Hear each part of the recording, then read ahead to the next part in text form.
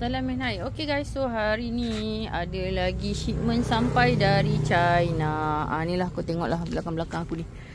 Penuh kita punya kita punya warehouse dah penuh dah. Ni barang-barang dari China. Ni sebahagian. Barang lain tu aku tak nak review. Cuma aku nak review satu barang yang menarik yang aku bawa masuk daripada China.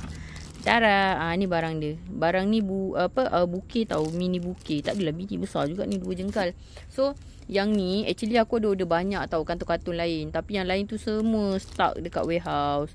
And then ada lagi satu kotak, yang tu diorang terpaksa masukkan dekat kontainer lain. So kontainer lain tu tengah sangkut dekat custom. Okay, so ni aku review lah apa yang dah sampai. So untuk labubu ni dia ada 4 warna tau. Sekejap keluarkan ni. 1, 2, 3. 1, 2, 3, 4. Nampak ni? Dia ada 4. Dia ada 4 warna.